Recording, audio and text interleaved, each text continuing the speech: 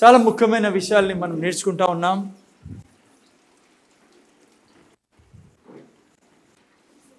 So ప్రతి వారం మనము చాలా ముఖ్యమైనది, ఒక క్రైస్తవుడికి యేసయ్యను ప్రభువుగా రక్షకుడిగా స్వీకరించిన వ్యక్తి సంతోషంగా బ్రతకాలంటే, విడుదలలో బ్రతకాలంటే, ఇప్పుడు పాటలు పాడినట్లుగా జయములో బ్రతకాలంటే కృప గురించి బాగా తెలుసుకోవడం మీకు నాకు చాలా అవసరం. పిల్లరా, కృపయే మనల్ని ప్రతి చోట విజయం తెచ్చిచ్చేది. ఈరోజు అన్నీ మీరు కృప గురించే పాడినారు, వీళ్ళు మొత్తం కృపనే. సో ఈ రోజు నుంచి జనరలీ స్పెసిఫికలీ ఈరోజు నుంచి, ఈ సండే నుంచి కొన్ని వేరే విషయాలు, మీకు ప్రత్యేకమైన విషయాలు నేను చెప్పబోతున్నా. సో అందుకే ఇది తెలుసుకుంటేనే విడుదల. మనిషి శుక్రవారం నేను అదే చెప్పా, మనము పుట్టిండేది వాక్యానికి. ఎవరికి పుట్టాం మనము? దేవుడు ఎవరు? వాక్యం. పిల్లరా, మనం పుట్టింది ఎవరికి? వాక్యానికి.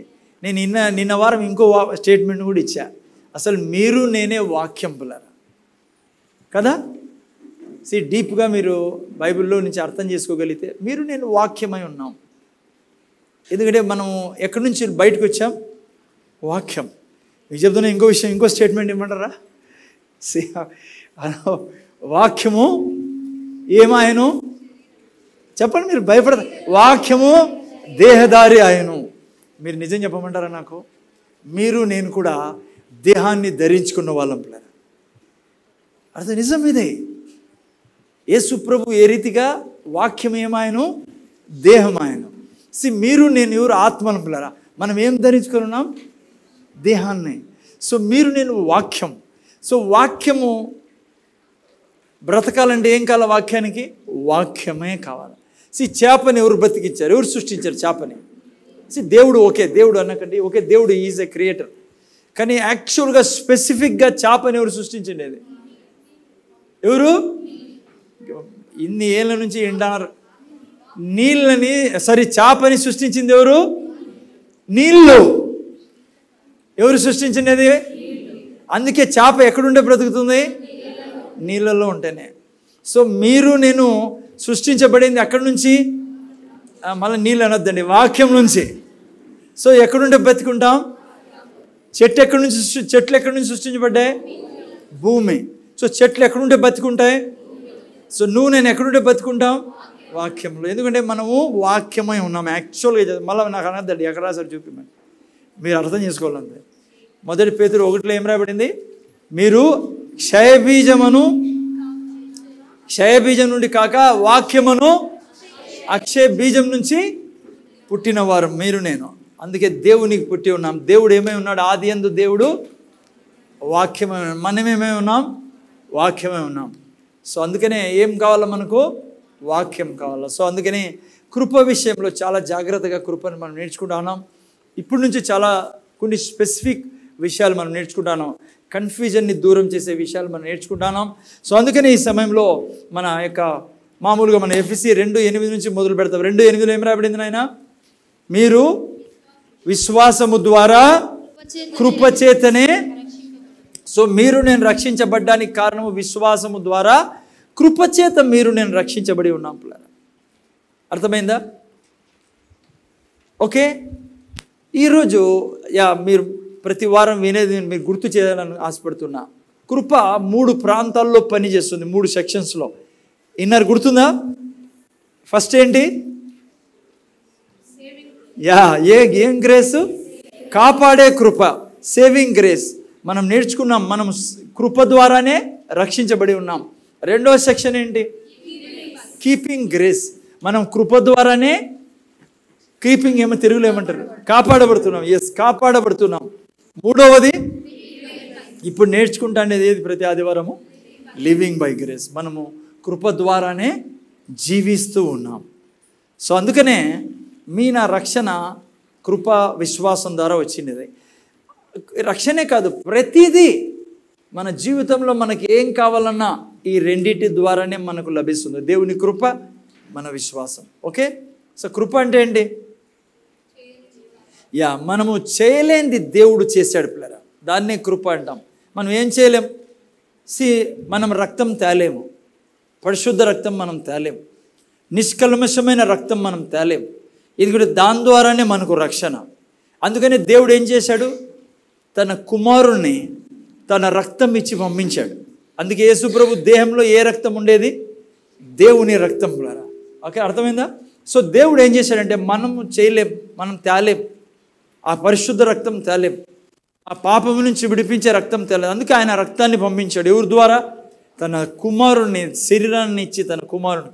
అంతే, దేవుడే శరీరధారి దేవుని రక్తాన్ని తీసుకొచ్చాడు. సో మనం ఏది చేయకుండానే A to Z ఆయనే చేసుకున్నాడు. ఏ దానికోసం? మనల్ని విడిపించదానికోసం, రక్షించదానికోసం. సో ఆయన రక్తము ద్వారా, ఆయన మరణం ద్వారా, యేసు ప్రభు మరణము ద్వారా మనం రక్షించబడ్డాం. సో అన్నీ ఆయన చేసుకున్నాడు. అందుకే అది కృప అంటాం పిల్లరా. ఓకే, మన రక్షణ కొరకేమి శుక్రవారం నేను చెప్పా, కేవలం రక్షణే కాదు పిల్లరా, దాంట్లో అన్నీ దాగి ఉన్నాయి. ఆరోగ్యము, ఐశ్వర్యము, మేలులు, ప్రతిదీ దాగి ఉంది. ఏ దాంట్లో? రక్షణలో. ఓకే, కేవలం రక్షణ అనేది స్వర్గానికి పోయేది కాదు. రక్షణ అన్నప్పుడు అన్నిటినీ దాంట్లో దేవుడు మనకి ఇచ్చి ఉన్నాడు. ప్రతి సౌండ్ చేస్తాను నాకు. ఓకే, సో ఆయన కృప ద్వారా మనల్ని రక్షించాడు. కానీ ఆ యొక్క తన భాగం చేశాడు కృప ద్వారా. మనం ఎట్లా అవన్నీ తీసుకుంటాం మన జీవితంలో? ఏం చేయడం ద్వారా? విశ్వాసం ద్వారా. సో విశ్వాసం ఏంటి? విశ్వాసం అంటే మన యొక్క రెస్పాన్స్, పాజిటివ్ రెస్పాన్స్. దేవుడు అన్నీ చేశాడు, మనకు కావాల్సి A to Z అన్నీ చేసి పెట్టాడు బ్రదర్. ఈరోజు విశ్వాసం ద్వారా మనం అన్నీ మన జీవితంలో తెచ్చుకుంటాం. రక్షణను ఎట్లా తీసుకున్నాం మీరు అర్థం చేసుకోవాలని చెప్తున్నాను. నాకు తెలిసి ప్రధానమంత్రికి కూడా రక్షణ లేదు. లైక్ చూస్తాను కదా, ప్రపంచంలో చాలా చాలా పెద్దవాళ్ళు. కానీ మీకు నాకు ఎక్కడో ఒక ఊరిలో పుట్టాం మనం ఇక్కడ. ఓకే, సో కానీ ఈరోజు మనం రక్షణ కలిగి ఉన్నామంటే కారణం ఏమంటే ఆయన కృపని మనము స్వీకరించాం. మన విశ్వాసం ద్వారా మనం రెస్పాండ్ అయ్యాం, పాజిటివ్ రెస్పాన్స్ చేసాం, రెస్పాండ్ అయ్యాం పాజిటివ్లో. ఏమని? అవునా, నేను పాపంలో ఉన్నా, నాకు రక్షకుడు అవసరము, నువ్వే నా రక్షకుడు అన్నాం. కాబట్టి ఈరోజు ఏమైంది? మనము రక్షణ పొందుకున్నాం, మరణాన్ని దాటి జీవంలోకి ప్రవేశించున్నాం. ఇదే విధంగా అన్నీ కూడా పిల్లరా, ప్రతిదీ నువ్వు నేను పొందుకోవడానికి అది ఏదైనా దేవుని చేతి నుంచి మనం ఎలా పొందుకుంటాం? మన యొక్క విశ్వాసం ద్వారా. ఓకే, సో అది మనం నేర్చుకుంటాను. విశ్వాసం ద్వారా కృపచేత అంటే అర్థం ఇది. ఓకే, ఈరోజు నేను కృప ద్వారా ఇంకో ముఖ్యమైన విషయాన్ని మనం నేర్చుకున్నాం. మనం పొందుకున్న విషయం ఏంటంటే కృప ద్వారా లాస్ట్ వీక్ మనం చూసుకున్నాం. లాస్ట్ వీక్ మనం విశ్రాంతిలోకి ప్రవేశించి ఉన్నాం పిల్లరా కదా. ఈరోజు మనం చూసుకున్నాం ఈ ఆదివారము కృప ద్వారా నా జీవితంలోకి అన్కండిషనల్ లవ్, తెలుగులో నీతి ఏమంటారు అన్న, హద్దులు లేని ప్రేమ. అన్కండిషనల్, షరతులు లేని ప్రేమ కూడా మన జీవితంలో ప్రవేశించిపోయారా. దేవుడు మిమ్మల్ని నన్ను షరతులు లేకుండా ప్రేమిస్తున్న దేవుడు. కృప ద్వారా మనకు తన యొక్క అన్కండిషనల్ లవ్, షరతులు లేని ప్రేమ మీకు నాకు లభించింది. ఇది మీరు నేను తెలుసుకోవాల్సి. ఒక యేసయ్యను రక్షకుడుగా అంగీకరించిన బిడ్డ దేవుని ప్రేమ గురించి సంపూర్ణంగా ఎరిగి ఉండాలి. ఎందుకంటే మీరు ప్రభుతో నడవాలన్నా, ఆయనలో సంతోషంగా జీవించాలన్నా, ఆయన చేతి నుంచి ప్రతి దీవెన తీసుకోవాలన్నా మీకు ఇది బాగా తెలిసి ఉండాలా. దేవుడు మనల్ని అన్కండిషనల్లీ ప్రేమిస్తాడు, నిత్యము ప్రేమిస్తాడు. దేవుడు మిమ్మల్ని నన్ను ఏదో మీరు ఇచ్చారని మీరు చేశారని కాదు, ఆయన ఎప్పుడు మనల్ని ప్రేమించే దేవుడు. ఎందుకంటే ఆయన ప్రేమే ఉన్నాడు కాబట్టి, ఆయన ప్రేమ కాబట్టి ఎప్పుడు మనల్ని ప్రేమిస్తాడు. ఓకే, సో ఈరోజు మనం ఆయన అన్కండిషనల్ లవ్ని చూసుకోబోతున్నాం. చూడండి, ఆయన అన్కండిషనల్ లవ్ ఎక్కడ రాయబడింది? రోమిల్ రాసిన పత్రిక 5:8 చదవండి ఎవరన్నా. 5:8 రోమిల్ రాసిన పత్రిక 5:8 తీయండి. మైక్లో ఎవరైనా చదవండి అయినా. అయితే దేవుడు మన ఎడల తన ప్రేమను వెల్లడిపరుచుచున్నాడు. ఎట్లా వెల్లడిపరుచున్నాడు దేవుడు తన ప్రేమను? అమ్మ ఎట్లంట? ఎట్లనగా మనం ఇంకను పాపులమై ఉండగానే క్రీస్తు మన కొరకు చనిపోయాడు. చూసారు పిల్లలు, మనం ఇంకా పాపులై ఉండగానే క్రీస్తు మన కొరకు చనిపోయాడు. అక్కడ తన ప్రేమను దేవుడు మనకు చూపించాడు పిల్లలు. ఓకే, ఎందుకు? తన కృప ద్వారా, తన కృపలో ప్రేమ కూడా ఒక భాగం. తన ప్రేమ మనం పాపులుగా ఉన్నప్పుడే చనిపోయాడు. ఓకే, కృప అంటే ఏంటి? ఇంకో ప్రాక్టికల్ ఫిజికల్ ఎగ్జాంపుల్ ఇస్తాను. ఓకే, నేను ఆలోచిస్తున్నప్పుడు ఈ కృప గురించి మీకు లైక్ ఫిజికల్గా ఈ భూమి మీద ఇప్పుడు మన ముందర జరిగే విషయాన్ని ఏదని చెప్పి కృప గురించి మీకు సంజాయించాలని. ఇక్కడేమో తెలియదు కానీ అనంతపురంలో అంత స్ట్రిక్ట్ లేదు. నేను ఢిల్లీ నుంచి వచ్చాం కానీ అక్కడ పోలీస్ డిపార్ట్మెంట్ చాలా స్ట్రిక్ట్ పిల్లలు, ముఖ్యంగా ట్రాఫిక్ పోలీస్. మాకు ఎప్పుడు ఉండేది బయటికి మోటార్ బైక్ తీసామండే చాలా జాగ్రత్తగా డ్రైవ్ చేసేవాళ్ళం. నాకు బాగా గుర్తుంది, ఢిల్లీ నుంచి ఎవరైనా వచ్చిన వాళ్ళు లేదా ఢిల్లీలో ఉండే వాళ్ళకి బాగా తెలుసు. ఎందుకంటే అక్కడ నేను ఆ రాష్ట్రంలో చూడలే, ఎక్కడ చూడలే. ఆ తర్వాత ఎప్పుడు ఎక్కడ ఫైన్ పడుతుందో తెలుసు నీకు, ఎందుకంటే చాలా స్ట్రిక్ట్. నాకు చాలా నచ్చింది అది. అప్పుడు నాకు కొద్దిగా ఇబ్బందిగా ఉంటుంది, ఎప్పుడు చూసినా ఫైన్లు వేస్తాంటారు వీళ్ళని. నాకు తెలిసింది చాలా కరెక్ట్గా చేస్తున్నారు వీళ్ళని. ఈవెన్ నువ్వు సందుల్లో పోతానే కూడా పోలీస్ ఎప్పుడైనా ఎదురుపడవచ్చు నీకు. ఓకే, రకరకాలుగా ఫైన్లు వేస్తారు. నీ హెల్మెట్ లేదని, స్పీడ్ అని, లేకుంటే డాక్యుమెంట్లు రకరకాల చాలా. సో ఓకే, సో మీకు కృప గురించి చెప్పాలి, అందుకని నేను ఎగ్జాంపుల్ ఇస్తాను.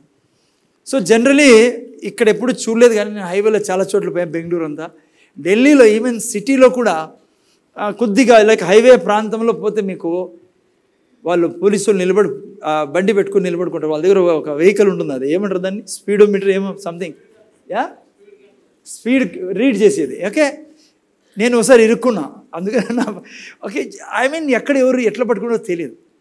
సో ఉదాహరణకు అనుకోండి, కృప అంటే ఏంటంటే, సో నేను ఫాస్ట్గా వస్తున్నా హైవేలో, మీకు తెలీదు చెట్లలో ఉంటారు వాళ్ళు, స్ట్రైట్గా కనబడరు మీకు. అదేదో వాళ్ళ బండిలో నుంచి కెమెరా పెట్టింటారు, నువ్వు 1 కిలోమీటర్ ఉన్నప్పుడే తెలిసిపోతుంది వాళ్ళకి నువ్వు ఫాస్ట్గా వస్తాను అని. సో ఎవరు లేరు కదా సో వాళ్ళు ఆపేస్తారు పిల్లరా. సో ఆపేసినప్పుడు ఏమంటారు తెలుసా, సో ఫైన్ వేస్తారు. ఫైన్ వేసి పేపర్ రాస్తూ ఉంటారు అనుకోండి. కృప గురించి మీకు చెప్పాలని రాస్తప్పుడు యాక్చువల్గా మన దేశంలో లేదంట, వేరే దేశాల్లో. మన దేశంలో ఏముంది, ఫైన్ వేస్తారు, ఏదో నువ్వు 500 కడతావో వచ్చేసి. వేరే దేశాల్లో అట్లా ఉండదంట. నీ ఫైన్ రిసిప్ట్, నీ ఫైన్ వేస్తారే, అది వాళ్ళు ఇన్సూరెన్స్ కంపెనీస్కి పంపిస్తారు. ఏ ఇన్సూరెన్సో, నువ్వు మెడికల్ ఇన్సూరెన్సో, వెహికల్ ఇన్సూరెన్సో, నువ్వు ఏదో ఇన్సూరెన్స్ చేసింటావు కదా, వాళ్ళకు పంపిస్తారంట. ఎందుకు తెలుసా, రేపు పొద్దున నీకు ఏదైనా అయినా అక్కడ కూడా నువ్వు నష్టపోతావు. ఎందుకంటే నీకు ఆ చరిత్ర ఉంది. ఏ చరిత్ర, ఫాస్ట్ పోయే చరిత్ర. అందుకని అట్లా ఇక్కడ లేదండి, భారతదేశం లేదనుకుంటాను నేను. అక్కడ ఏదో ఫైన్ వేస్తారు. ఓకే, సో జాగ్రత్త వినండి. సో నీకు ఫైన్ వేశారు, 5,000 6,000 అయిపోతున్నారు. నువ్వు అంటావు, సార్ ఏదో పొరపాటు అయిపోయింది, ఏదో అర్జెంట్ పని ఉంది, లేదంటే హాస్పిటల్లో ప్రాబ్లం ఉంది, ప్లీజ్ నాకు ఫైన్ వేయద్దని అన్నప్పుడు నీ ముఖం చూస్తే ఏదో నువ్వు చదువుకున్నట్లున్నావు, మంచి వ్యక్తి ఉన్నావు, కనబడుతున్నావు. సో ఓకే, ఈసారికి నీకు ఫైన్ వేయను, సో ఇంకా నువ్వు పోవచ్చు అంటారే. సో అది కృప పిల్లరా. జనరల్లీ మీరు అర్థం చేసుకో, దేవుడు ఏం చేశాడు, ఆ వాక్యంలో రాయబడింది కదా, ఏం రాయబడింది, ఎట్లనగా మనం ఇంకనూ, మనకు దేవుడు ఏం చేశాడో తెలుసా, తన అపారమైన ప్రేమతో మనల్ని ప్రేమిస్తున్నాడు కాబట్టి ఆయన అన్నాడు, సరే నేను క్షమిస్తాను, ఇక జీవితంలో జాగ్రత్త తినాలా నేను చెప్పేది. క్షమాపణ అంటే చాలామంది ఏదో సింపుల్ సారీ అది కాదు. దేవుడు క్షమించడం అంటే ఇక సృష్టి ఉన్నంత వరకు నీ పాపములను నేను జ్ఞాపకం చేసుకోను. అంతేకాదు పిల్లరా, నిత్యము సదాకాలము నువ్వు నాతో నివసిస్తావు ఇక నుంచి. అది క్షమాపణ అంటే. ఓకే, సో అక్కడ అదే రాయబడింది పిల్లరా. ఓకే, సో ఆ తర్వాత ఇంకో మాట కూడా రాయబడింది 8లో. ఏం రాయబడింది, ఎట్లనగా మనం ఇంకనూ పాపలమే ఉండగానే క్రీస్తు మన కొరకు చనిపోయాను కదా. మీకు తెలుసు కదా, ఏ ఒక్కరు కూడా ఈ సృష్టిలో క్షమాపణగా అర్హులు లేరు పిల్లలు. ఎందుకంటే బైబిల్ అంటుంది, ప్రతి ఒక్కరును పాపము చేసి ఆయన మహిమ నుంచి దూరమై ఉంటే మనం ప్రతి ఒక్కరూ నరకానికి పాత్రులమై ఉంటాం పిల్లరా. అయితే మనల్ని ప్రేమించి దేవుడు మనం పాపంలో ఉండగానే మనల్ని ఏం చేశాడు, ఆయన మన కొరకు తన కుమారుడు చనిపోయాడు. ఎందుకంటే మన పాపం నుంచి విడిపించేదానికి. ఓకే, 9వ వాక్యం కూడా చదువుదాం, చాలా ముఖ్యం. చూడండి, తన ప్రేమ ఇంకా డీప్గా వర్ణించడం జరిగింది 9లో. కాబట్టి ఆయన రక్తం వలన ఇప్పుడు నీతిమంతులుగా తీర్చబడి మరింత నిశ్చయంగా, చాలా అవసరమైన పదం పిల్లరా. క్రైస్తవులు తడబడతా ఉంటారు, క్రైస్తవులు ఉన్నారు కానీ కాన్ఫిడెన్సే ఉండదు. బైబిల్ చదువుతారు కానీ బైబిల్ వాక్యం మీద కాన్ఫిడెన్స్ ఉండదు. ఈ వాక్యము ద్వారా నువ్వు ఎప్పుడు సంతోషంగా బతికించే వాక్యం అదే. ఏం రాయబడింది? కాబట్టి ఆయన రక్తం వలన ఇప్పుడు నీతిమంతులుగా తీర్చబడి, మనం ఏంగా తీర్చబడ్డాం? నీతిమంతులం వలన. సదాకాలం కొరకు నీతిమంతులం మీరు నేను.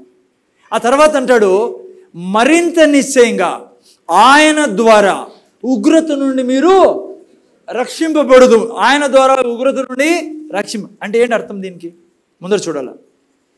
నీ రక్షించబడి ఉన్నావు ఆల్రెడీ. చాలాసార్లు జీవితంలో ముందు పోయేటప్పుడు మనతో మిస్టేక్స్ జరుగుతాయి పిల్లలు. నేను చేయమని చెప్పడంలా జరుగుతూ ఉంటాయి. చాలాసార్లు వెంటనే అనుకునేది ఏమంటే, ఈ పాపం పొరపాటు జరిగిపోయింది, ఇక నా జీవితం అంతే, ఇంకా బహుశా నా రక్షణ పోయింది, బహుశా నన్ను దేవుడు ప్రేమించాడు. No no no no no final salvation is also definite salvation. అర్థమైంది? Final salvation is definite in our life. నువ్వు పొరపాట్లు ఏదైనా నీ జీవితంలో జరిగినా నువ్వు ఎన్నడే కానీ రక్షణ కోల్పోవు. ఎందుకు చెప్పండి? అరే పాపంలో ఉన్నప్పుడే మనల్ని రక్షించాడు కదా ఆయన. కంప్లీట్గా డెస్ట్రాయ్ అయిపోయింది మనము. అప్పుడే రక్షించి ఇప్పుడు నువ్వు జస్టిఫై చేయబడి ఉన్నావు. You are justified now. అంటే ఏమో తెలుసా? ఇంగ్లీష్లో, తెలుగులో ఏం రావండి? నీతిమంతుల పదం వాడు. ఇంగ్లీష్లో జస్టిఫైడ్ అని ఉంటుంది. జస్టిఫైడ్ అంటే అర్థం తెలుసా? హలో, ఎవరిదే జస్టిఫైడ్ అంటే? జస్టిఫైడ్ మీన్స్ నువ్వు ఎప్పుడు పాపమే చేయలేదే అని అంటాడు దేవుడు నిన్ను నన్ను చూసి. అది చేయబడిండేది ఎప్పుడు? మొదట నువ్వు ఎప్పుడైతే యేసు ప్రభువుని రక్షకుడుగా అంగీకరించావు. ఇంగ్లీష్లో చాలా పవర్ఫుల్ పదం పిల్లరా. జస్టిఫైడ్ అంటే గాడ్ సేస్, ఎవరు చెప్పారు నువ్వు పాపం చేసావని? అట్లా చూస్తాడు పిల్లరా దేవుడు మనల్ని. చాలా జాగ్రత్తగా ఉన్న డాక్టరీన్ పిల్లరా ఇది. అంతేకాకుండా దేవుడు మళ్ళా అంటాడు, ఎస్, అజ్ఞానం వలన మన హార్ట్, మన ఆత్మ పరిశుద్ధమైంది పిల్లరా. మన మైండే ఈడియట్ మైండ్. సో దేవుడు పొరపాటున మనం ఏదైనా చేసినా కూడా ఏమంటాడు దేవుడు తెలుసా? Hello, justified. తెలుగులో పెట్టిన ఏమంటే తెలుగు చదువు 9 చదువు 9 చదువు. కాబట్టి ఆయన రక్తము వలన ఇప్పుడు నీతిమంతులముగా తీర్చబడి మరింత నిశ్చయంగా ఆయన ద్వారా ఏ దాని నుంచి రక్షింపబడతాం అంటే final salvation is also guaranteed. కళల్లో కూడా ఊహించద్దండి నా జీవితంలో నేను రక్షణ పోగొట్టుకున్నాను. అది కేవలం నరకం నుంచి వచ్చే స్వరం పిల్లరా. అర్థమవుతుందా? సో ఎన్నడే కానీ నేను రక్షణని పోగొట్టుకోం. సీల్డ్. సో అందుకు ఎప్పుడు గుర్తుపెట్టుకుని అప్పుడే రక్షించాడు. కొడుకు కూతురు ఇప్పుడు ఇంట్లో ఉన్నావు, నిన్ను ఎలా ఆయన నీకు ఫైనల్ సాల్వేషన్లో లేకుండా చేశారు అంటే చివరి వరకు నీ మీద ఎప్పుడు ఉగ్రత ఉండదు. అర్థమైందా నేనా? ఓకే, ఇదే టాపిక్ నేను ఈరోజు తీసుకెళ్తాను. ఓకే, ఈరోజు చాలా ముఖ్యమైన విషయాలు. ఈరోజు నుంచి కొన్ని వారాల వరకు తన కృప మన జీవితంలో తన ప్రేమను తీసుకొచ్చింది. ఏమంటారు? ఆరిపోని ప్రేమ ఏమంటారు తెలుగులో? కథం, అన్ఎండింగ్ లవ్. ఓకే, జాగ్రత్తగా వినండి. నేను చెప్పే విధానంలో కొద్దిగా అర్థం చేసుకోవాలి మీరు. ఓకే, ఈరోజు కొద్దిగా ఇప్పుడు క్రైస్తవుల మధ్య, ఇది బేసికలీ బయట కాదనుకోండి, దేవుని బిడ్డల మధ్య చాలా వరకు చాలా సంఘాల్లో కూడా యొక్క కృప గురించి, ఆ తర్వాత లీగలిజం గురించి చాలా కన్ఫ్యూజన్ ఉంది పిల్లరా. అంటే చాలా చోట్ల ఇంత గొప్ప రక్షణ దొరికిన తర్వాత కూడా చాలా చోట్ల, చాలా వ్యక్తుల్లోనూ సంఘాల్లో కూడా లీగలిజం ప్రీచ్ చేయబడుతుంది. అంటే లీగలిజం అంటే ఏంటంటే, లీగలిజం అంటే వాళ్ళు కొన్ని కొన్ని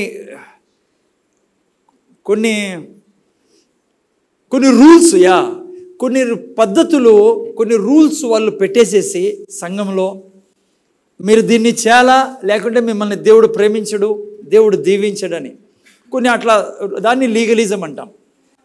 ఇంకా బాగా అంటే మీకు అర్థం చేసుకోవాలని చెప్తున్నా నేను. వీళ్ళు ఎక్కువగా పాత నిబంధన ప్రీచ్ చేస్తారు పిల్లరా. ఏది ఎక్కువగా పాత నిబంధన ప్రీచ్ చేయకూడదని కాదు, ఎక్కువగా అంటానా. హలో, తక్కువ కొత్త నిబంధన టచ్ కూడా చేయరనమాట. అందరూ అని కాదు, కొంతమంది లీగలిజం ప్రీచ్ చేసేవాళ్ళు. పాత నిబంధన గురించి మీరు వెనకలో వింటారా. ఆ తర్వాత ఎక్కువగా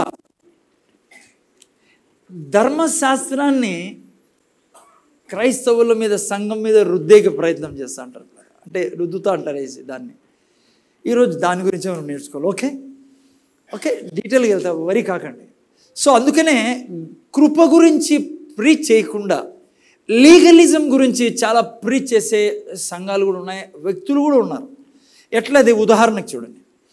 ఒక వ్యక్తిని మనం, సిస్టర్ వింటానారా, మేలుకున్నారు కదా అంతా, ఎవరైనా కొద్దిగా అట్లా టచ్ చేయండి.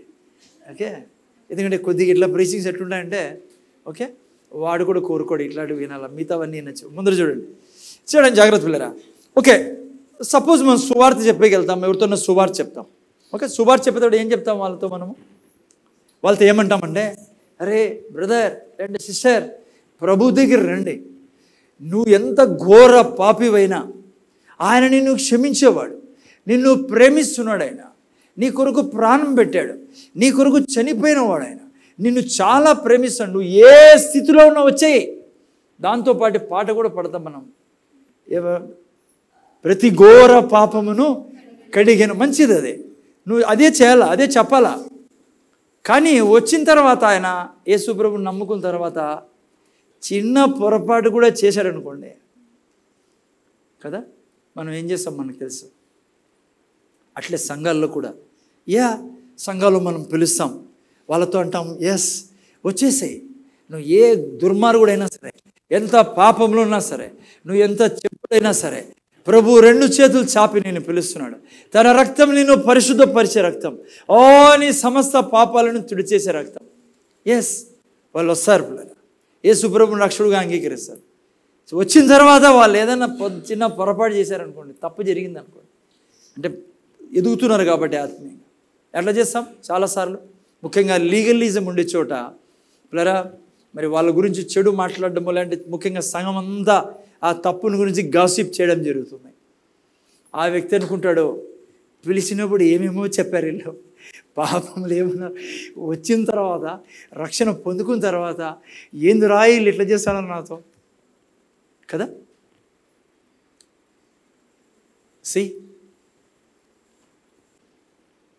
దాన్ని లీగలిజం అంటారు పిల్లలు. తెలుగులో ఏం చెప్తారో నాకు తెలియదు. చట్టపరమైన this thing, okay, preaching. Okay, మీరు అడిగారనుకో ఎందుకు అట్లా చేస్తాను అంటే, వాళ్ళు ఏమంటారు తెలుసా, అట్లా చేస్తేనే ఆ వ్యక్తి పరిశుద్ధంగా బ్రతకగలడు, వాళ్ళు హోలీనెస్లో బ్రతకగలరు.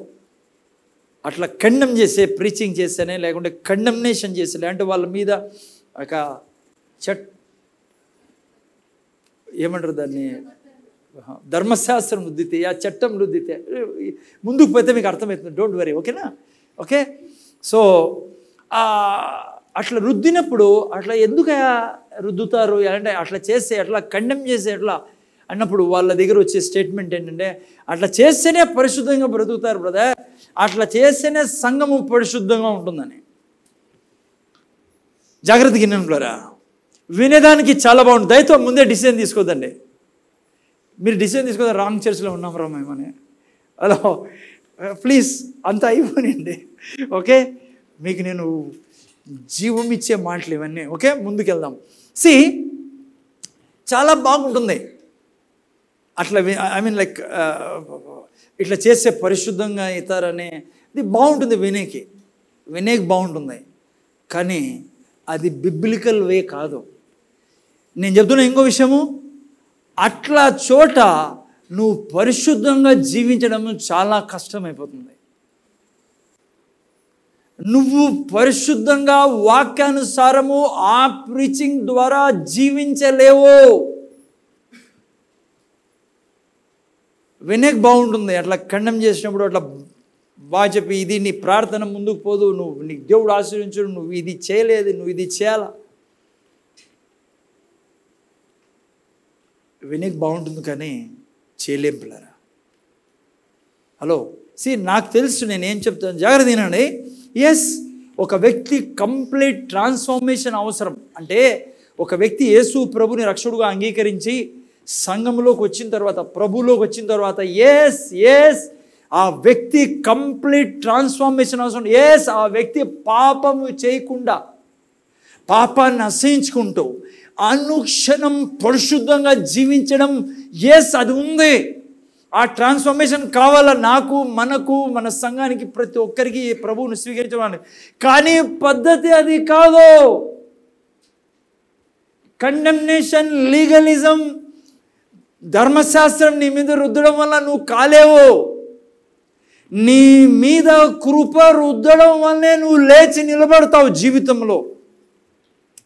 కృప ప్రీచింగ్ ద్వారానే, గ్రేస్ ప్రీచింగ్ ద్వారానే నువ్వు ఎప్పుడైతే దేవుని కృప గురించి వింటావో నీలో కాన్ఫిడెన్స్ పెరుగుతుంది, నీలో హైయర్ లెవెల్ స్టాండర్డ్ నీలో ఏర్పడుతుంది. అలా జీవించాలా నేనని.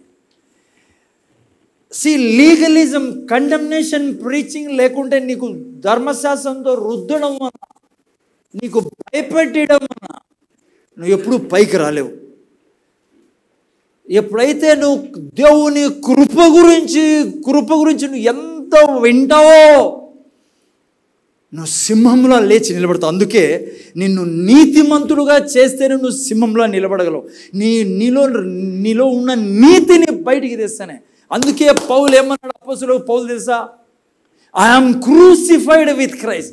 క్రీస్తు ద్వారా, హలో, క్రీస్తుతో పాటు నేను సిలువ వేయబడి ఉన్నాను. బ్రతుకున్నది నేను కాదు, నా యందు క్రీస్తు నివసిస్తున్నాడు. I'm crucified with Christ. Nevertheless I live. I live, నేను బ్రతుకుతున్నా. But not I, Christ lives in me. I live by the faith of Jesus. అంటే యేసు ప్రభు ఎలా బతుకుతాడో అలా బతుకుతాను ఈ భూమి మీద. కృప గురించి నువ్వు కంప్లీట్గా అర్థం చేసుకున్నప్పుడు నీ జీవించే విధానం ఈ విధంగా ఉంటుంది. నీలో కృప నిన్ను ప్రోత్సహిస్తుంది, నీకు కాన్ఫిడెన్స్ ఇస్తుంది పిల్లరా. అందుకే ఆ వాక్యంలో దేవుడు అన్నాడు, అప్పుడే కాపాడాను నిన్ను, చివరి వరకు నిన్ను నేను విడవను అన్నాడు. ఇప్పుడు చదువుకున్న 8:9. గ్రేస్ ప్రీచింగ్ ఏం చేస్తుందంటే నీలో ఇది తీసుకొస్తుంది. ఏంది? బతుకుట ఇంకా క్రైస్తే నాలో. ఎందుకు ఏం చెప్తుంది బైబిల్? నేను ఎవరు బతుకుతా అనేది ఇప్పుడు యేసు ప్రభు నేను కలిసి బ్రతుకుతున్నాం. ఈ ప్రీచింగ్ నీ దగ్గరకు వచ్చినప్పుడు, గ్రేస్ ప్రీచింగ్ నీ దగ్గరకు వచ్చినప్పుడు నీలో విక్టోరియస్ మెంటాలిటీ వస్తుంది పిల్లరా. నీకు తెలిసిందనుకో, నేను క్రీస్తుతో పాటి కూర్చొని ఉన్న దేవునితో నేను సర్వాన్ని జీవితంలో పొందుకున్న వ్యక్తిని, నేను ఉన్నతమైన వ్యక్తిని, నేను రక్తము ద్వారా దైవత్వంతో పాలిభాగస్తున్నై ఉన్నా. ఇంకా క్లియర్ చెప్పమంటారా? నువ్వు దైవత్వానివే అని నువ్వు ఆ జ్ఞానం కలిగి బ్రతికినాడు పౌలులాగా, అప్పుడు నువ్వు పాపాన్ని చేయిస్తావు. అందుకే నేను ఈ వారం నుంచి గ్రేస్ అండ్ లీగలిజం గురించి మీకు చెప్పబోతాను. ఎందుకంటే ఇది క్లియర్ లేకుంటే సాతాను తన పాపం అనే ఆయుధంతో మనల్ని అణిచిపెడతాడు. మనం దేవుని యొక్క ప్రణాళికలు నెరవేర్చలేం. ఎందుకంటే మనమే సంతోషంగా ఉండలేం, మన జీవితంలో పాపం నుంచి బయటపడలేం. ఓకే, అందుకనే గుర్తుపెట్టుకోండి, ఏ సంఘమైనా ఏ వ్యక్తి అయినా మీరు ఎవరితో ఉన్నా గాస్పెల్ చెప్తున్నప్పుడు ఎప్పుడు గ్రేస్తోనే డీల్ చేయాలి వాళ్ళతో. అర్థమైందా? ఆయన వచ్చిన రక్షణ పొందుకున్నాడు, సంఘంలో ఉన్నాడు, తనకు ఏం ప్రీచింగ్ ఏం నేర్పాలా, ఏం దాంట్లో నర్చర్ చేయాలా. చిన్న బిడ్డలు అక్కడే పోటీ చేసుకుంటారు పిల్లరా, అక్కడే ఉండి ఆమె తెలుసా మీకు పోటీ గీట అంతా అలా కదా, అన్నీ ఆడే అసహించుకుంటాను. పిల్లల్ని అసహించుకుంటామా? ఇప్పుడు మిరాకిల్ నా మీద ఏదైనా చేసింది అనుకో, అసహించుకుంటామా? అలా దేవుడు మనల్ని చూసే దేవుడు. మీరు నేను అలా చూడాలా. ఓకే, అలా చూస్తూ తనకి ఎప్పుడైతే దేవుని కృప గురించి మనం ఇస్తామో అది ఆ వ్యక్తి జయ జీవితం జీవించేదానికి కారణమవుతుంది పిల్లరా. ఓకే, నాతో పాటు చూడండి, నేను ఒక వాక్యం మీకు చూపిస్తాను ఈ సమయంలో. ఓకే, జాగ్రత్తగా వినంటారా? ముందర చూడండి. సో అందుకే యేసు ప్రభు తప్పిపోయిన కుమారుడు గురించి ఆ యొక్క విషయాన్ని తీసుకురావడం జరిగింది పిల్లరా. మీకు నాకు తెలుసు కదా, తప్పిపోయిన కుమారుడు ఏం చేశాడు? పాత నేను చాలాసార్లు వెళ్ళింటా. ఏం జరిగింది అక్కడ? 2 కుమారుల్లో చిన్నోడు అన్నాడు, నేను ఆస్తి తీసుకొని బయటికి వెళ్ళిపోతానని. సో మీకు తెలిసిన స్టోరీ. ఆస్తి తీసుకొని మొత్తం తీసుకుని వెళ్ళిపోయాడు పిల్లరా. ఏం జరిగింది? ఆస్తి తీసుకుని వెళ్ళిపోయిన తర్వాత మొత్తం వ్యభిచారంలో అన్నీ నష్టపెట్టి అన్నీ పోగొట్టుకొని ఆలోచించాడు, నేను నా తండ్రి ఇంటికి వెళ్తా, అక్కడ నాకు పనిచేసే వాళ్ళకి భోజనం ఉంది, నేను ఇక్కడ భోజనం లేకుండా బాధపడతాను, పందులకు ఉంది ఆహారం నాకు లేదు, ఎందుకు ఈ దుస్థితికి వచ్చాను నేను అని చెప్పి ఎప్పుడైతే తండ్రి దగ్గరికి వెళ్ళాడో మనం చూసాం. ఏం జరిగింది అప్పుడు? తండ్రి పరిగెత్తుకుంటూ వచ్చి కుమారుడు మీద పడ్డం జరిగింది పిల్లరా. ముద్దులు పెట్టుకుంటున్నాడు ఆయన. ఏం చెప్తున్నాడు యేసు ప్రభు? ఎందుకు అక్కడ ఏ చెప్పాలనుకున్నాడు దాని ద్వారా, ఆ యొక్క పారబుల్ ద్వారా అంటే తండ్రి యొక్క ప్రేమ గురించి చెప్తున్నాడు పిల్లరా. దేవుడు ఆ విధంగా మనల్ని ప్రేమిస్తాడు. ఆ తండ్రి కాసుకొని ఉన్నాడు. ఐ డోంట్ నో, ఎవరో చెప్పినట్లున్నారు ఆ తండ్రికి, అయిపోయిందా వాడి పని, నీ కొడుకు పని అయిపోయింది, మొత్తం అంతా అని వేస్ట్ చేసుకున్నాడు, ఆయన ఏం లేదు, తినేగ్గు లేదు, పందుల దగ్గర ఇప్పుడు పని చేస్తున్నాడు, అక్కడ కూడా తిండి లేదని బాధపడుతున్నాడు, ఎవరో తండ్రికి చెప్పినట్టున్నారు. అందుకే తండ్రి ఏం చేస్తున్నాడు? కాసుకొని ఉన్నాడు పిల్లరా. ఎందుకంటే తండ్రికి తెలిసిపోయింది నా కుమారుడు తిరిగి వచ్చే టైం అయిందని. సో అందుకే ఎప్పుడైతే కొడుకు వచ్చాడో దగ్గరికి, ఏం చేశాడు తండ్రి? పరిగెట్టుకుంటూ పోయి కొడుకు మీద పడి ముద్దు పెట్టుకున్నాడు. ముందర చూడండి. అక్కడ ఈ డిస్కషన్ లేదు. హలో అక్కడ ఈ డిస్కషన్ లేదు. రే నువ్వు ఎంత పాపాత్ముడు రా, రే ఏం చేసావు నా ఆస్తి అంతా, ఇక నీ ముఖం కూడా చూడరా, నువ్వు రాకరా, నేను ఇక నాకు ఆస్తినిరా. No, nothing like that. Celebration is going on. ఆనందం, సంతోషం. యేసయ్య ఇదే చెప్తున్నాడు అప్పులారా. హలో, యేసు ప్రభు ఏం చెప్తున్నాడంటే his love is unending love, unconditional love. నన్ను ఎప్పుడు ఎత్తుకునే దేవుడైనా, ఎనీథింగ్ ఏదైనా సరే నువ్వు తండ్రి దగ్గరికి పరిగెత్తుకరా, ఆయన ఎప్పుడు నిన్ను తృణీకరించాడు. ఈ పారబుల్ ద్వారా ఏం చెప్తున్నాడంటే, ఈవెన్ నువ్వు పాపంలో పన్న దేవుడకు మన తండ్రియకు దేవుడు ఏ విధంగా మిమ్మల్ని నన్ను ట్రీట్ చేస్తాడనేది అక్కడ రాయబడింది. అది యేసు ప్రభు చెప్తా ఉన్నది. సో గుర్తుపెట్టుకోండి, ఆ ప్రేమ మీ కొరకు నా కొరకు ఉండేది దేవుని దగ్గర. ఎవరైనా నీకు వదలచ్చేమో కానీ, ఎవరైనా నేను కొట్టచ్చేమో కానీ,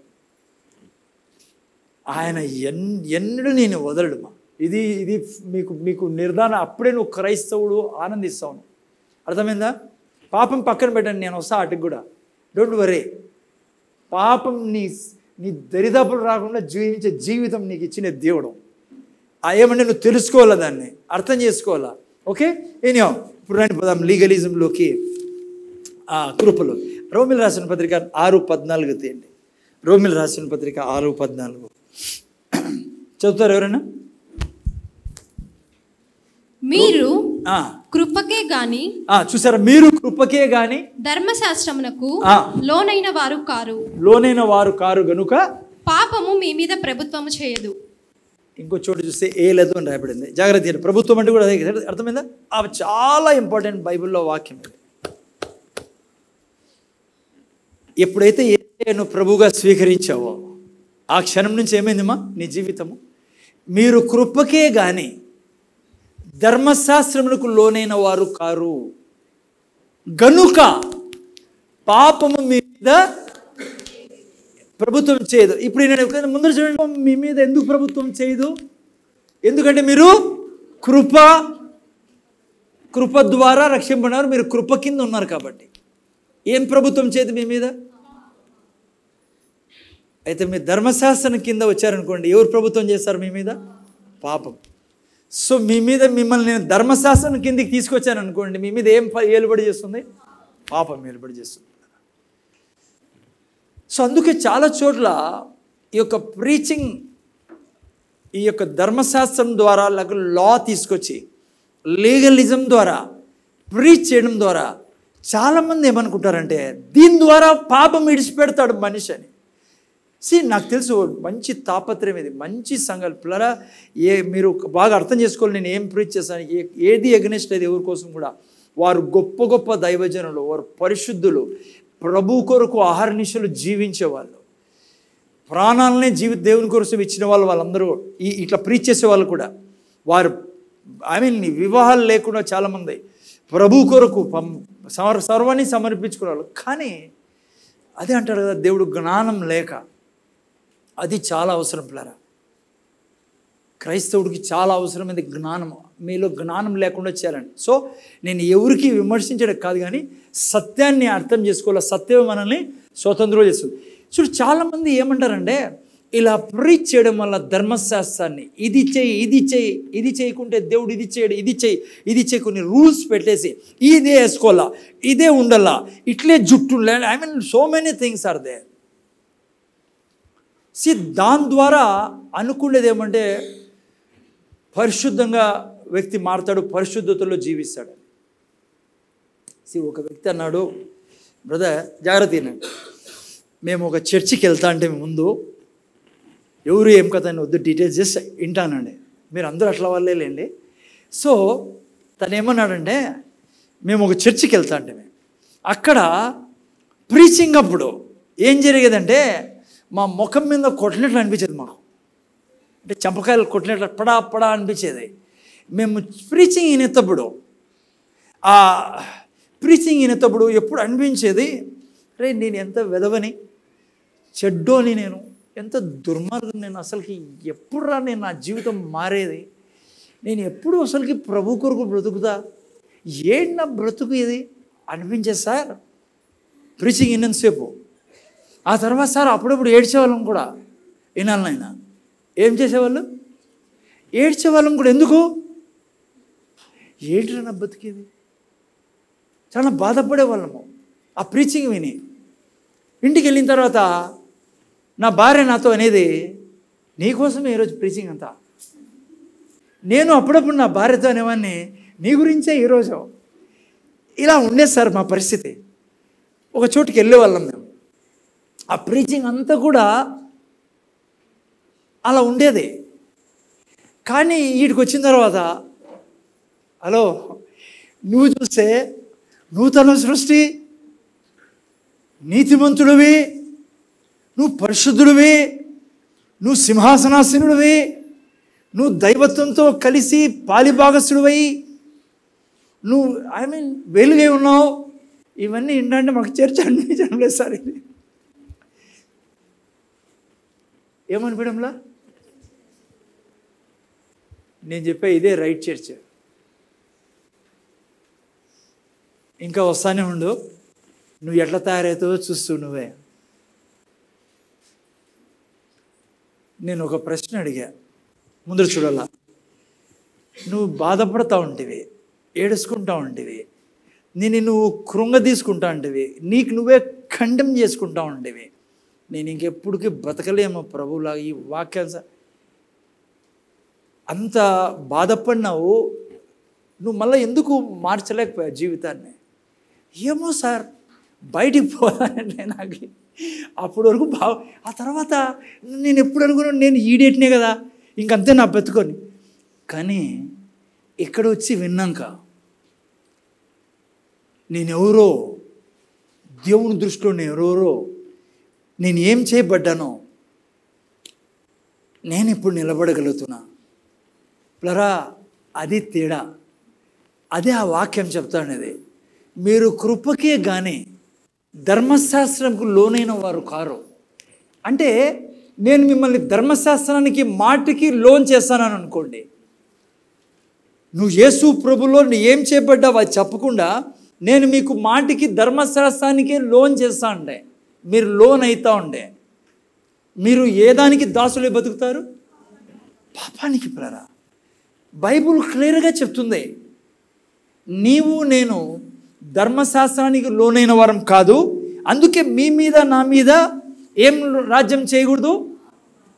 ఎందుకంటే మనం ఏ దానికి లోనే ఉండాలి? ఎప్పుడు కృపకి లోనే ఉండాలా. నువ్వు కృపకి లోనే ఉన్నప్పుడు నువ్వు విక్టోరియస్గా ఉంటావు, నువ్వు సక్సెస్ఫుల్గా ఉంటావు, నీ ఆలోచించే విధానము కంప్లీట్గా టర్న్ అవుతుంది పిల్లలు. అందుకే పౌలు అంటాడు, మీ మనస్సు రూపాంతరం, ఆత్మ రూపాంతరం చెందింది. నువ్వు ఎప్పుడైతే నువ్వు ఏమై ఉన్నావో యేసు ప్రభులో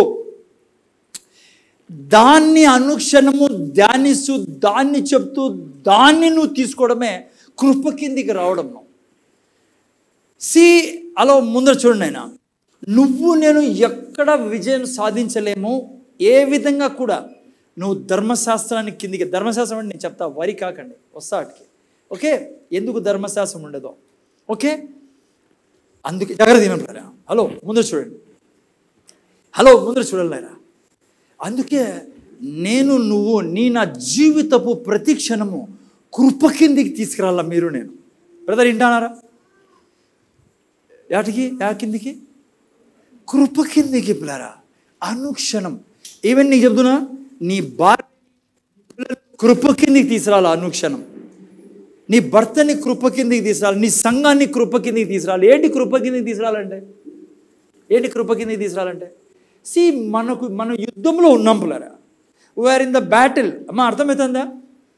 బైబిల్ చెప్తుంది మనము యుద్ధంలో ఉన్నాం, మనం పోరాటంలో ఉన్నాం.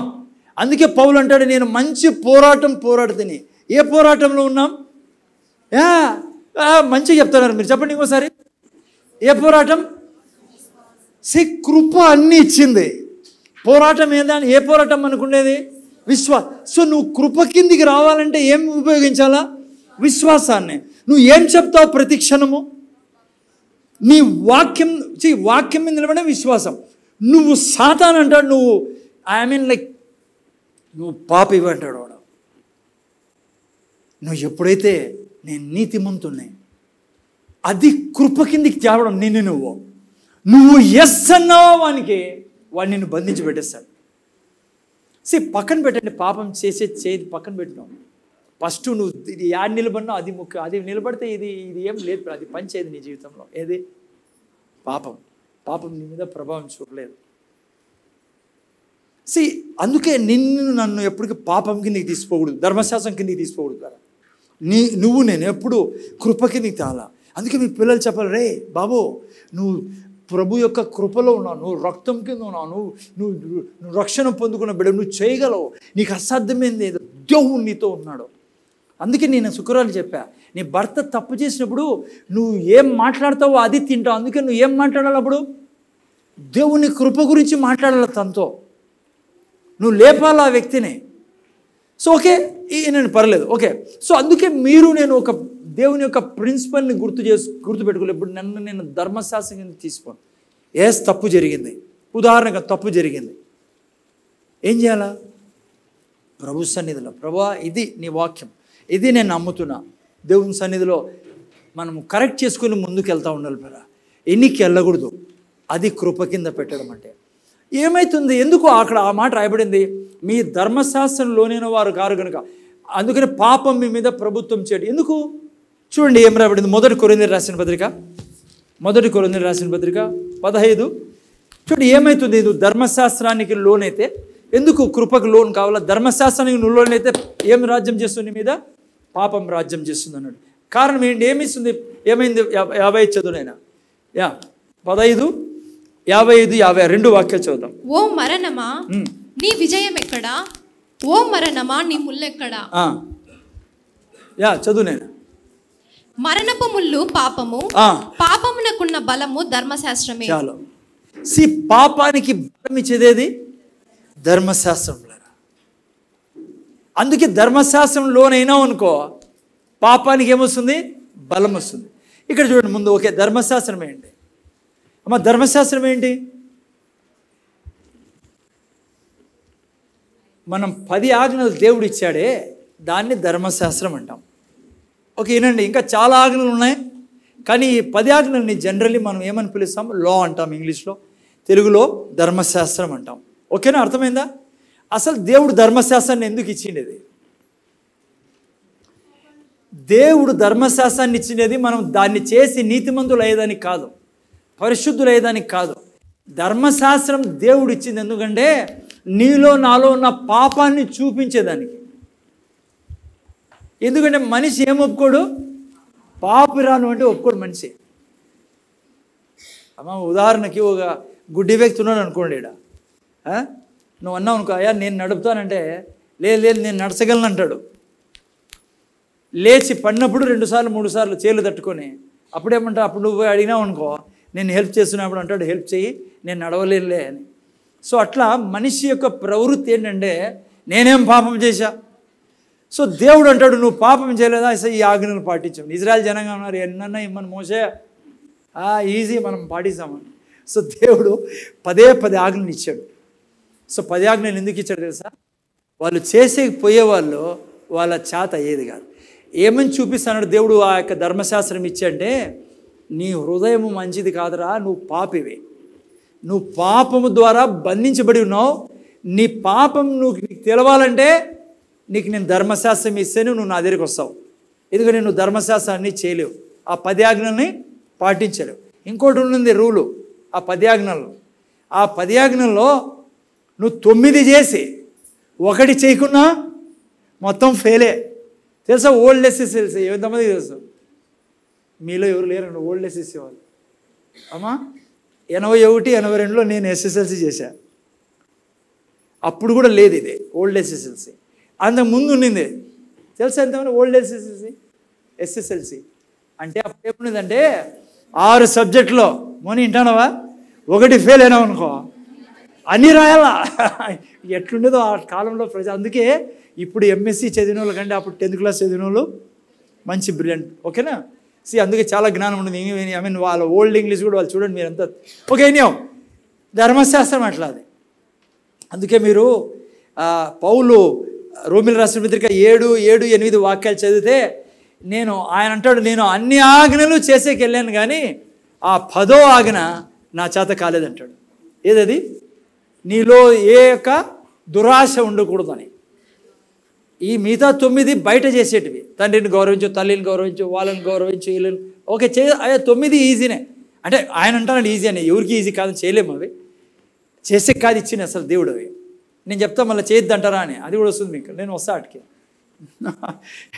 అన్నీ క్లియర్గా ఉండాలి. అంటే మీరు ధర్మశాస్త్రం వద్ద 10 ఆజ్ఞలు మాకు లేవా? నువ్వు ఐ డిడ్ంట్ సే దట్, నేను చెప్పలే అట్లా, జాగ్రత్తగా అంటారా. అయితే పౌలు అంటాడు నేను చేయాలనుకుంటాను కానీ చేయలేకపోతాను. ముఖ్యంగా యాది చేయలేకపోతానంటే ఆ 10వ ఆజ్ఞ సార్. ఎందుకంటే ఇది లోపల జరిగేది, బయట ఎంతన్నా కవర్ చేసుకోవచ్చు కానీ లోపల ఉంటే దురాశలు రాకుండా ఉంటాయా? ఉండవు. సో దేవుడు అందుకే ఈ 10 ఆజ్ఞలు ఇచ్చింది. ఎందుకు ఇచ్చాడు 10 ఆజ్ఞలు? మనం నీతిమంతులుగా చేయబడ్డానికి కాదు, దాన్ని చేసి పరిశుద్ధులుగా కావడానికి కాదు, మీలో నాలో ఉన్న పాపాన్ని దేవుడు చూపించేదానికి. సో దేవుడు వెంటనే ఏమి ఇచ్చాడు? వాళ్ళకి బలులు ఇచ్చాడు. ఎందుకంటే వాళ్ళు చేయలేం ప్రభువా మా చేత కావడం లేదన్నప్పుడు బలులు ఏం చేసేటివి? వారి మీద శిక్ష రాకుండా, పాపంలో ఉన్నారు కాబట్టి శిక్ష రాకుండా బలులు ఏం చేసేటివి? పాపంని కప్పేటివి. అందుకే బలులు ఏర్పరిచాడు. ఎందుకు బలులు ఇచ్చాడు? యాక్చువల్గా యేసు ప్రభు గురించి వాళ్ళకు బోధించేదానికి. ఇప్పటికి తాత్కాలికంగా మీరు బలులేండి, ఒకరోజు రాబోతోంది. ఎవరు రాబోతున్నారు ఈ లోకంలోకి? నా కుమారుని నేను పంపించబోతున్నా, ఆయన ద్వారా అసలు పాపం లేకుండా కంప్లీట్గా నేను కడిగేసి నేను నూతన సృష్టిని సృష్టించాను. అందుకే ఏం జరిగింది? యేసుప్రభు వచ్చినప్పుడు సర్వ పాప పరిహారం కోసము ఒకే బలి, యేసయ్య బలి ద్వారా, అంటే యేసయ్య మరణ పునరుత్థానం ద్వారా మనిషిలో పాపం లేకుండానే చేశాడు. అర్థమైందా? ఎందుకు ధర్మశాస్త్రం ఇచ్చిండేది?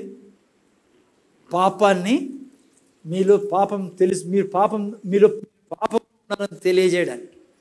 ఓకే, ఇప్పుడు మళ్ళీ ధర్మశాస్త్రం మీ ముందుకు తెచ్చారనుకో, నేను కృప ద్వారా నువ్వు ఏమై ఉన్నావో చెప్పకుండా నేను ఏం చేశానా? పాపానికి బలం ఇస్తాను. ధర్మశాస్త్రం చెప్పడం కాదు, పాపానికి బలం ఏది ఇస్తానేది? ధర్మశాస్త్రం. సో అందుకనే ఈ లీగలిజం ప్రీచింగ్లో ఏమవుతుందంటే కృప గురించి మాట్లాడుకోకుండా, నేను కృప గురించి నీకు తెలియకుండా పెట్టి, లేదంటే కృప గురించి నీకు ప్రీచింగ్ లేకుండా, లేదంటే కృపను ఏదో అప్పుడప్పుడు అసలు చెప్పాల్సిందే కృప గురించి. ఎందుకు? జాగ్రత్తగా వినండి. నువ్వు ఎప్పుడైతే ధర్మశాస్త్రం గురించి ఖండం చేస్తావో నువ్వు వ్యక్తిని, ఆ వ్యక్తి ఏమైతే పాపం ద్వారా బంధించబడతాడు.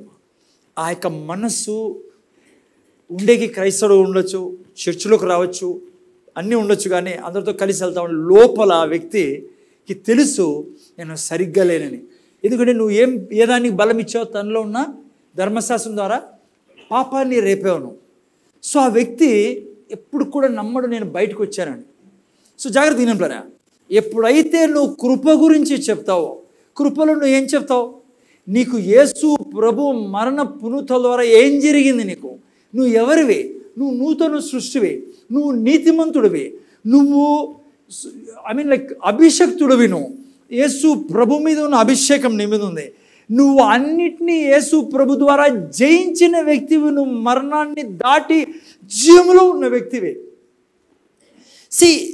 ఎప్పుడైతే ఒక వ్యక్తి కృపతో నిండుతాడో, కృప టీచింగ్ని కంప్లీట్గా గ్రాస్ చేసుకో, కృప గురించి తను నిండి ఉంటాడో, ప్లరా నేను ఇది కూడా చెప్పను పాపం చేయడం ఆ వ్యక్తి అని, కానీ ఈ వ్యక్తి యొక్క పుల్లింగ్ కంటే ఆ వ్యక్తి యొక్క పుల్లింగ్ చాలా ఉంటుంది. అంటే ఆ వ్యక్తి ఈడ్చపడుతుంటాడు పాపం ద్వారా, కానీ ఈ వ్యక్తి కృపలో ఉన్నాడు కాబట్టి, దేవుని కృపను ఎరిగినవాడు, నేనేమై ఉన్నాను యేసుక్రీస్తులో ఎరిగినవాడు కాబట్టి ఆయనలా ఈ వ్యక్తి జీవితం ఉండదు.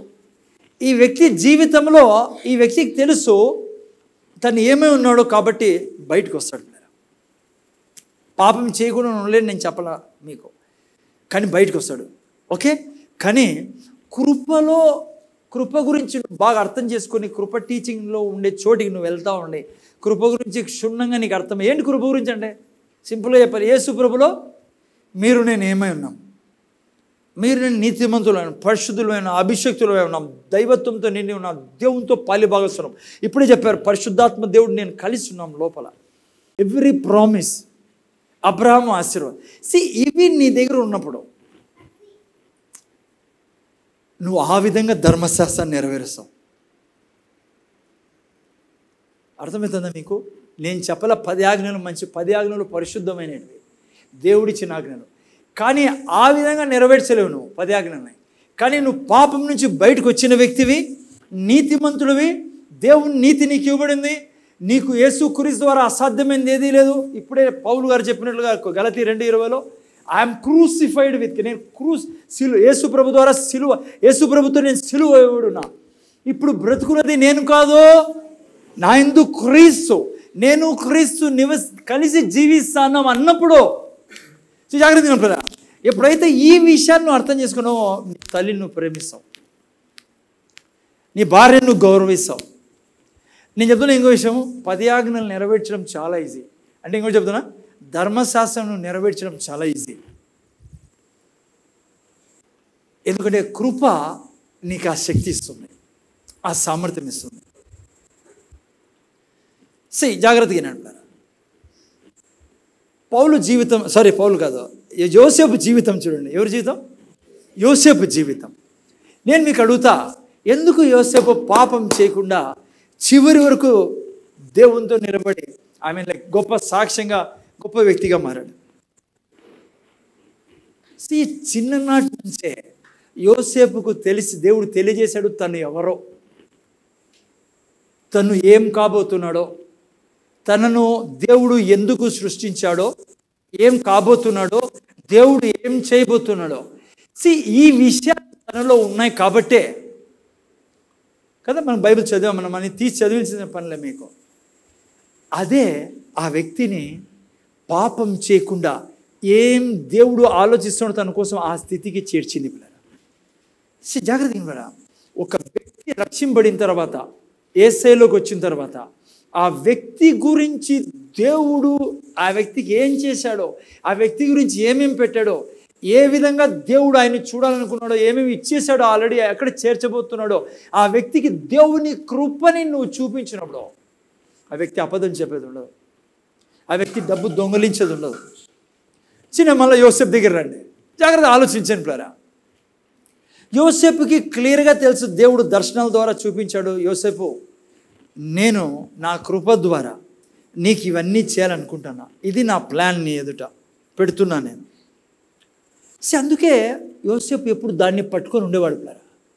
నా గమ్యం నాకు తెలుసు, నేను ఎక్కడ చేరుతున్నా నాకు తెలుసు. అందుకే మధ్య దారిలో ఎన్ని సమస్యలు వచ్చినా ఆల్రెడీ ఆ వ్యక్తికి తెలుసు. కాబట్టి యోసేపుకి నేను ఎక్కడికి వెళ్తున్నా, నేను ప్రపంచానికి దీవెనగా మార్చబడుతున్నా, ప్రపంచానికి దేవుడు నా ద్వారా దీవించబోతున్నాడు, ఇజ్రాయెల్ జనాంగాన్ని దీవించబోతున్నాడు, నేను గొప్పవాడిని కాబోతున్నా. ఎందుకంటే దేవుడు కంటిన్యూగా మాట్లాడేవాడు, అంతేకాకుండా యోసేపును దీవించేవాడు. అందుకే యోసేపు పాపం చేయలేదు. నేను పాపం చేయమని చెప్పడంలా, కృప ఉంది కాబట్టి. మీకు చెప్తున్నా, పాపంలో జీవిస్తే, పాపంలో జీవించకపోతే ఏం జరుగుతుందో. యోసేపు జీవితం చూడండి. యోసేపు జీవితం మీరు చూసినప్పుడు ఫస్ట్లో కలలు కనేవాడు. ఏం కనేవాడు? కలలు మాత్రమే కనేవాడు. ఎప్పుడైతే యోసేపు పరిశుద్ధంగా జీవించడం మొదలుపెట్టాడో కలలకు అర్థం చెప్పే స్థితికి దేవుడు తీసుకెళ్ళాడు. అదే పరిశుద్ధతలో జీవిస్తే పరిశుద్ధతలో జీవించకుండా జరిగేది. ఎప్పుడైతే యోసేపు పరిశుద్ధంగా జీవించడం మొదలుపెట్టాడో దేవుడు తనను కలలకు అర్థం చెప్పే వరం ఇచ్చాడు. కలలకు అర్థం చెప్పే వరం ఇచ్చినప్పుడు ఏం జరిగింది? ఆ వ్యక్తి పోయి ప్రధానమంత్రిగా దేశం యొక్క ఉన్నత స్థానానికి కూర్చున్నాడు. జాగ్రత్త దినంలారా, ఉదాహరణకి నేను కృప గురించి అర్థం చేసుకున్న వ్యక్తిని. ఓకే, ధర్మశాస్త్రంలో అంటుంది దొంగతనం చేయద్దని. ముందర చూడాలా, నేను కృప గురించి నాకు బాగా అర్థమైన వ్యక్తిని. నాకు దేవుడు చెప్పి ఉన్నాడు, నీతిమంతుడగు నువ్వు ఇప్పుడు నీ జీవితంలో ధననిధి కలిగి ఉంటావు. నీతిమంతుడగు నీకు నేను నా స్వర్గపు ధన నుంచి నేను నీ అవసరం తీరుస్తాను. దేవుడు నాతో వాగ్దానం చేశాడు, తన కృప ద్వారా నాకు సింహములకు లేమి కలుగును కానీ నీతిమంతుడగు నీకు ఏ లేమి ఉండదని. ఎప్పుడైతే ఈ వాగ్దానాలు దేవుడు తన కృప ద్వారా నాకు ఇచ్చాడని నేను ఆ విధంగా ప్రయాణం చేస్తున్నాను కృపలో. నా ముందర నువ్వు ఏం డబ్బు పెట్టినా నేను తీసుకోను, దొంగగా నేను డబ్బు తీసుకోను. ఎందుకు చెప్పు? నాకు తెలుసు నేను ఎక్కడికి వెళ్తున్నానో, నాకు తెలుసు నా దేవుడు నా కొరకు సిద్ధపరిచిండు. అందుకే కృప ద్వారానే పాపము మీ మీద ఏలుకోకుండా మీరు జీవించగలరు, ధర్మశాస్త్రం ద్వారా కాదు. అందుకే బైబిల్ అంటుంది, మీరు ధర్మశాస్త్రానికి లోబడిన వారైతే పాపము మీ మీద ప్రభుత్వం చేస్తుందని. అందుకనే ప్లరా ఇక్కడ నువ్వు వింటాన్నా, నేను చెప్పలేను ఎవరు ఏం కదా నాకు తెలియదు, కానీ మీరు ఎవరి దగ్గర ఎప్పుడు వాక్యం వింటాన్నా, అది మొబైల్లో కానీ టీవీలో కానీ జాగ్రత్తగా ఉండాల్సిందేమంటే నువ్వు కృప గురించే వినే వ్యక్తిగా ఉండాలి. ఆ విధంగా నువ్వు పాపాన్ని జయించలేవు. కానీ కృప గురించి నువ్వు తెలుసుకొని, కృప గురించి నువ్వు విని, దేవుని కృప గురించి నువ్వు అర్థం చేసుకోగలిగితే పాపము నీ మీద ప్రభుత్వం చేయదని దేవుడు చెప్తానని నేను కాదు. అందుకే మీకు నాకు చాలా అవసరము, ప్రతి క్షణ జీవితము మనము కృపకే అప్పచెప్తా ఉన్నాం, కృప కింద తీసుకెళ్తాను. అలా జాగ్రత్త గిన ప్లేరా, నేను చేసి ముగిస్తాను బల్లలోకి పోవాలి ముందు చూడండి రేపు. అందుకే అంటున్నాను, నేను దయతో ఎవ్రీ వీక్ రండి, సండేస్ కూడా మిస్ చేయకండి. అట్లా కూడా రాలా, ఎందుకంటే ఇది నేను ఒక రోజు అన్నీ చెప్పలేను, ఒక గంటలో అన్నీ చెప్పలేను, మీకు ఇన్లే అర్థం కాదు కూడా. అందుకే నేను ఒక్కొక్కటి మీకు తీసుకెళ్ళినప్పుడు నేను నిజంగా ఛాలెంజ్ చేసి చెప్పగలను. మీరు ఎంత ఫ్రీ అయిపోతారంటే పాపం విషయంలో. క్రైస్తవుడు ఎక్కడ నలిగిపోతాడు తెలుసా? పాపాన్ని జయించలేకనే. కారణం ఏమంటే తన దగ్గర చేయలేక కాదు, పాపాన్ని జయించలేక కాదు, జ్ఞానం లేక. ఓకే, అందుకనే నేను ప్రతి క్షణము నేను జీవిస్తున్న ఈ జీవితం ఇప్పుడు కూడా ప్రాక్టికల్గా ఇక్కడ నుంచి మీరు వెళ్ళిపోయిన తర్వాత కూడా ఎప్పుడు మీరు గుర్తు చేసుకోవాల్సింది ఏమో తెలుసా? దేవుని కృప ద్వారా మీరు ఏం చేయబడి ఉన్నారు. ఎందుకంటే మన చెవులో ఆర్నిశలు సాతాను మాట్లాడే ప్రయత్నం చేశాడు. వానికి తెలుసు నిన్ను పాపం కింద పెడితే, ధర్మశాస్త్రం కింద పెడితే వాడు నీ మీద ప్రభుత్వం చేయొచ్చు. ఎందుకంటే పాపం ద్వారా వాడు ఏం చేస్తాడు? నీ మీద ప్రభుత్వం చేస్తాడు. సో అందుకే నేను పాపం చేయమని ప్రోత్సహించడంలే, కానీ నువ్వు యేసు ప్రభులో కృప ద్వారా ఏమై ఉన్నావో నువ్వు జ్ఞాపకం చేసుకునే వ్యక్తివైతే నేను నీకు ఛాలెంజెస్ చెప్తాను. నేను ప్రాక్టికల్గా చేసిన వ్యక్తి నీకు చెప్తాను, థీరీ కాదు ఇది. నువ్వు కోపం పడే ప్రసక్తే ఉండదు. నేను ప్రతి వారం చెప్తాను, కృప ఏం చేసింది నీకు? నువ్వు అనుక్షణం ఏం చెప్పాలి తెలుసా? నేను యేసయ్య ద్వారా, యేసు ప్రభు ద్వారా మార్చబడి ఉన్నా. జాగ్రత్త విన్నానా? నేను దేవుడు ఎంత దయగలవాడో, నేను అంత దయగల వ్యక్తిని. దేవుళ్ళో ఉన్నట్లుగా ఆగాపే ప్రేమ నాలో ఉంది. నేను కూడా అన్కండిషనల్గా ప్రతి మనిషిని ప్రేమిస్తా. కృప ద్వారా ఈ జీవితం మీకు నాకు లభించినది. జాగ్రత్త ముందర చూడైనా, నువ్వు ఎప్పుడైతే అహర్నిశలు నీ నోటి నుంచి పెదాలు తెరిచి ఈ మాట అంటావో, నేను కూడా అన్కండిషనలీ ప్రతి మనిషిని ప్రేమిస్తా. ఎందుకంటే నేను దేవునికి పుట్టినవాడిని. దేవుని కృప ద్వారా దేవుని నేచర్ నాలో వచ్చినది. యేసయ్యకు మనం తిరిగి జన్మించామంటుంది బైబిల్ కదా. కొత్తగా ఏమొచ్చింది అప్పుడు తెలుసా మీకు? నేచర్ వచ్చిండేది. నువ్వు నేను ఆదాముకు పుట్టినప్పుడు ఆదాం నేచర్, అందుకే అప్పుడు ప్రేమించలేము మనము. అందుకే నీకు అర్థం కాల, కృప ద్వారా నేను ఇప్పుడు గాడ్లీ నేచర్ని కలిగిన వాడిని, నేను లిటిల్ గాడ్ని, నేను దైవత్వంతో పాలిభాగస్తునైన వాడిని. అందుకే అనుక్షణము కృపని నువ్వు జ్ఞాపకం చేసుకుంటా ఉండాలా. Oh I'm full of agape love, I'm full of mercy. దేవుడు అంత మర్సిఫుల్, నేను అంత మర్సీ. ఎందుకంటే I'm born of God, created in Christ Jesus. కృప కిందికి నువ్వు పుష్ చేసుకుంటే నీ భార్య నీ భర్తల బంధం ఎంత సంతోషంగా ఉండదని నీకు తెలుసు. నాకు చెప్పకూడదు నువ్వు వ్యభిచారం, నీ కళ్ళు కూడా పోవు ఆ సైడ్కి. నీ కళ్ళు పక్కన నీకు ఊహ కూడా రాదు. యోసేపు లాగా ఎవరిని ముందర నిలబడిన ఆ స్త్రీలాగా నువ్వేం చెప్తావో తెలుసా? నువ్వు చెప్పే విధానం వేరే ఉంటుంది బిడ్డ. ఈరోజు క్రైస్తవులు సమస్య ఏం తెలుసా? తను తాను కృప కిందికి అప్పచెప్పుకోకుండా ధర్మశాస్త్రం కింద అప్పచెప్తాడు. ఎందుకు అట్లా అప్పచెప్పుకుంటానంటే ప్రీచింగ్ అట్లా ఉంది కాబట్టి. నువ్వు రక్షణ పొందుకున్నప్పుడు ఆ వ్యక్తితో ఏమన్నావు? అరే నీ సర్వ పాపాలని క్షమించాడు, నీకు నీతినిచ్చే దేవుడు. వచ్చిన తర్వాత ఇంట్లోకి ఏం మాట్లాడుతున్నావు వ్యక్తితోను? ఓకే, ఎందుకంటే ఎదుగుతున్నాడు కూడా మిస్టేక్స్ ఉంటాయి. కానీ నేను నీకు ఛాలెంజే చెప్తా, నువ్వు కృప గురించి ఆ వ్యక్తి విన్నాడు అనుకో, కృప ఏం చేసిందో జాస్తి రోజులు ఆ వ్యక్తి పాపంలో మళ్ళీ జీవించలేడు. నీ జీవితపు ప్రతి క్షణము యెహోవా దేవునితో నువ్వు కలిసి ఉన్నావు ఈ శరీరంలో అన్నప్పుడు ఎలా తాగుతావు నువ్వు? ఎలా నువ్వు సిగరెట్ తాగుతావు? నేను చెప్తున్నా నీకు, ఆ విధంగా ధర్మశాస్త్రం ప్రీ చేసి చాలామంది ఏంది చేయలేకపోయారు. ఇంకా భయంకరంగా ఉంటారు పిల్లలు. వాళ్ళు చెడ్డోళ్ళని కాదు, వాళ్ళలో ఆ శక్తి, ఆ యొక్క పాపం అనే శక్తి వాళ్ళని బంధించి పెడుతుంది.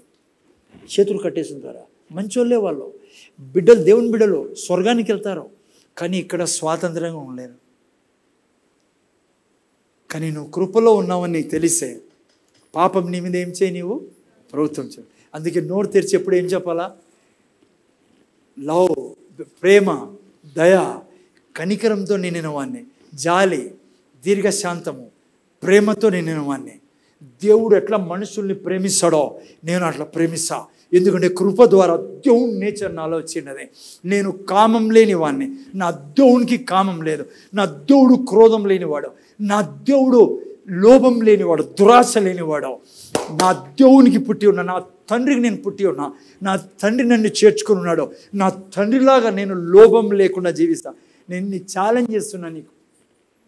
నీకు ఎంత డబ్బు చూపించినా నువ్వు అంటావు నాకొద్దు, ఎందుకంటే నేను పైనుంచి సంబంధం కలిగిన వాడిని. ఆయన నాతో చెప్పి ఉన్నాడు, నా యొక్క కోట్లను నింపే బాధ్యత ఆయనదే. ఆయన నా ఆధారం, ఆయన నా జీవితం.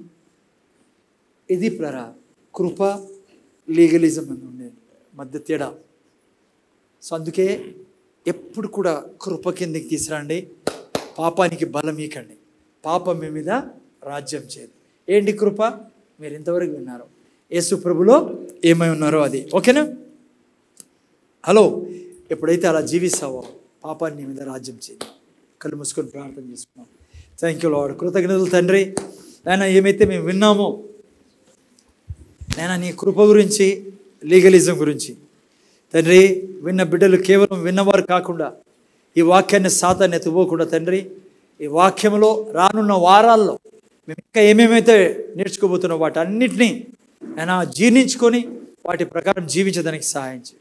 కృప చూపించమని, నడిపించమని యేసు నామములో అడుగుచున్నాం తండ్రి.